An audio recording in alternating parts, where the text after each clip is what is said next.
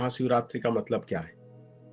तो महाशिव रात्रि, उसका मोटा मोटा अर्थ है कि शिव का पार्वती के साथ उस दिन विवाह हुआ था, इसी का उत्सव मनाते हैं।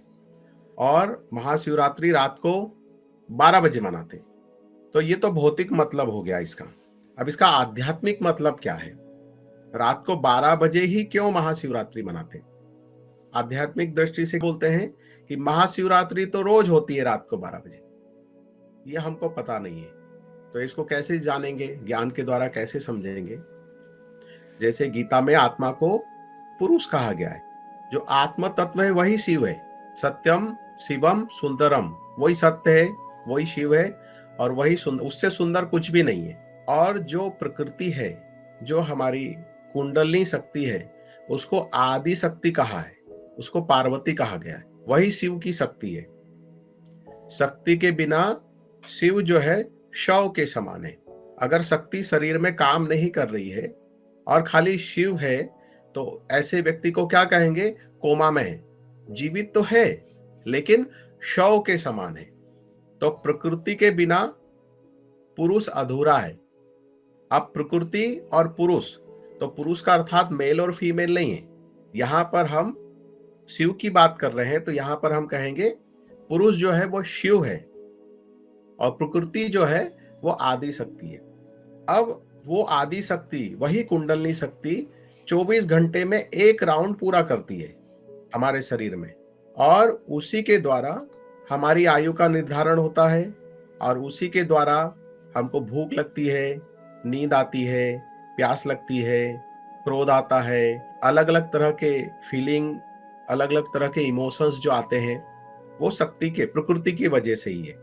तो प्रकृति जो है एक राउंड पूरा करती है, आदि शक्ति एक राउंड पूरा करती है। कैसे करती है, सुबह वो मूलाधार में होती है, और मूलाधार से सुबह ब्रह्म मुहूर्त में वो ऊपर चढ़ना चालू होती है। हमने कोर्स पे इस बारे में चर्चा की थी, लगभग सबको पता है। तो कुंडली शक्ति सभी की जागी हुई है।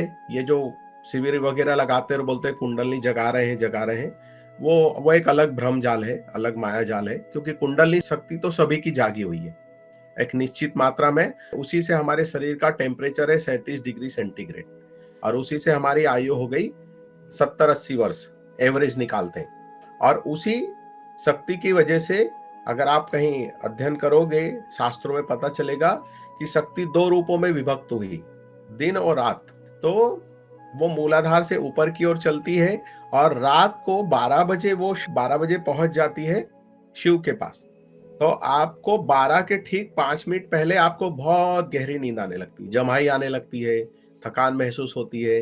अब आपको लगता है अब सो जाना चाहिए, और आप जा करके सो जाते हो। जैसे ही आप माया की वजह से गहरी नींद में जाते हो, तब शक्ति का शिव से मिलन होता है। आपको नहीं पता है, शिव और पार्वती का विवाह हो गया। और फिर उसके बाद 12 बजे के बाद फिर शक्ति वापस नीचे आना चालू होती है। उसी से जो हमारी उपापचय क्रिया, उसको क्या इंग्लिश में बोलता है, मेटाबॉलिज्म, वो सुचारू रूप से चलता है। अगर हम 12 बजे तक जबरदस्ती जागे, फिर हम कहते हैं कि अरे अब तो 12 बज गए, अब नींद उड़ गई। ये शब्द सुना है आपने लोगों के मुख से। बैठे हैं और 12 पार हो गए तो क्या कहते हैं, अब तो नींद उड़ गई, अब नींद नहीं आएगी, चलो अब और बैठते हैं 2-3 घंटे।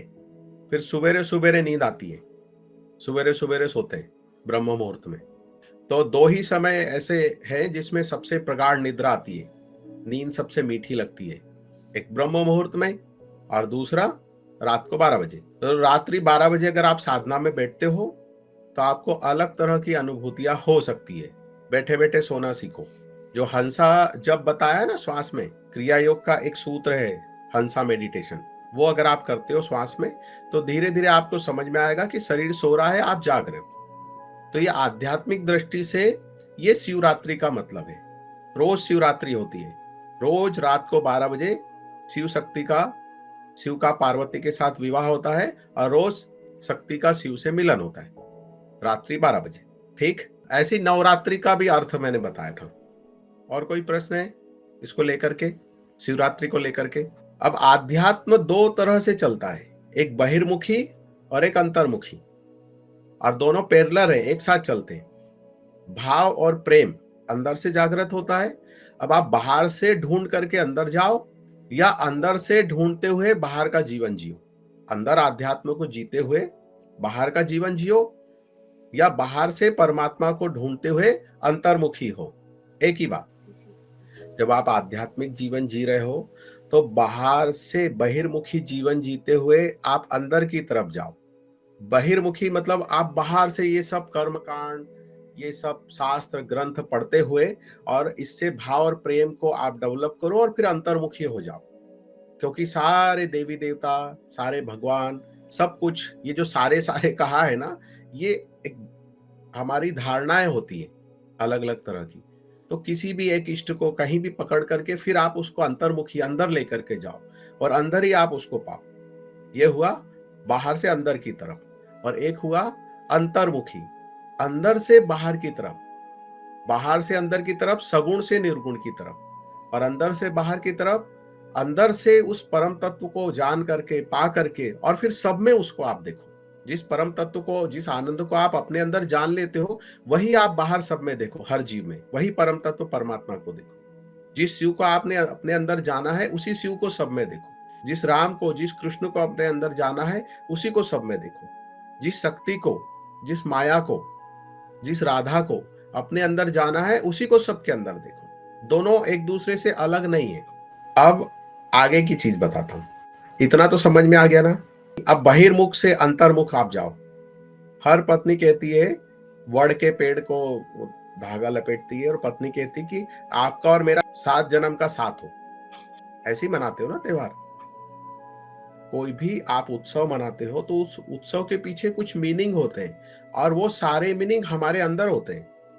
और जिन्होंने अंदर से जाना, अंदर से पाया, बाहर से उन्होंने उसको उत्सव के रूप में मनाया। अब आप बाहर से उत्सव मना करके अंदर की तरफ जाओ, या अंदर जान करके बाहर की तरफ आप जीवन में उत्सव मनाओ।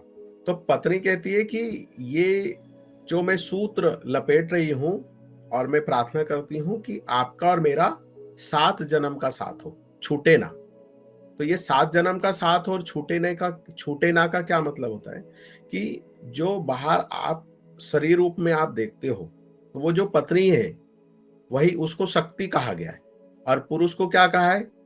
अब यहाँ मेल और फीमेल हो गया। आदमी को कहा है शिव और उसकी पत्नी पार्वती।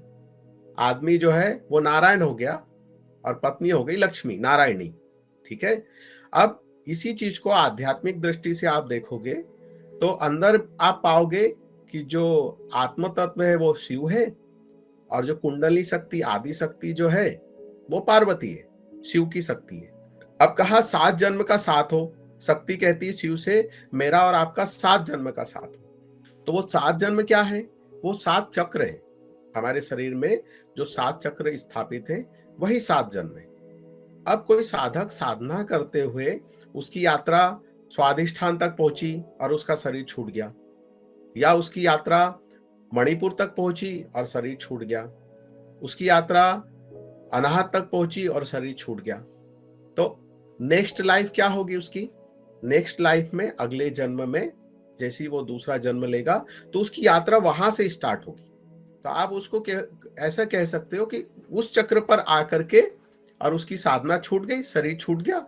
अब नेक्स्ट लाइफ में उसको वहां से ज्ञान प्राप्त होगा और वहां से उसकी यात्रा प्रारंभ होगी। इस तरह जब उसके 7 जन्म पूरे हो जाएंगे और शक्ति जो है पूर्ण शिव से मिल गई और मुक्त हो गया। बात समझ में आई आपको? तो इस तरह 7 जन्म, इस जन्म में, एक जन्म में भी साधक के पूरे हो सकते हैं, और जहां से उसकी यात्रा छूट गई है वहां से भी उसकी यात्रा स्टार्ट होती है। तो इस तरह उसको काउंट किया जाता है 7 चक्रों के साथ में। 7 जन्म, शक्ति और शिव का साथ, प्रकृति और पुरुष का सानिध्य। इस जो वड के पेड़ में जो सूत्र जो लपेटते हैं, जो सूत का धागा, वो क्या है? सुषुम्ना का प्रतीक है। यात्रा सुषुम्ना में होती है। और वड का पेड़ ही क्यों, दूसरा पेड़ क्यों नहीं? तो वड का जो पेड़ है वो अनंत का प्रतीक है। वड का पेड़ कभी नहीं मरता। उसकी जो शाखाएं जमीन में जाती है और वो फैलते जाता है, बढ़ते जाता है, मतलब शरीर छूट जाता है और आत्मा की अनंत यात्रा चलती है। तो अनंत काल का जो प्रतीक है, लंबे समय का, जिसको बोलते हैं इन्फिनिटी, ऐसे ही बोलोगे ना आप उसको, जो नष्ट ना हो, उसका प्रतीक है। तो उस पे जो सूत्र लपेटते हैं वो सुषुम्ना का प्रतीक है। और जो शिव के त्रिशूल को जो व्यक्त किया है वो क्या है, 3 उसके अंदर वो जो बने हैं वो त्रिगुणात्मकमयी सृष्टि, सत्वगुण, रजोगुण और तमोगुण। और उसमें जो डमरू लगा है वो नाद का प्रतीक है। तो जब साधना साधक करता है, साधक जब वो आध्यात्मिक जीवन जीता है, तो अलग अलग तरह से चीजों को वो पकड़ता है। कभी प्रकाश के माध्यम से चलता है, कभी नाद के माध्यम से चलता है।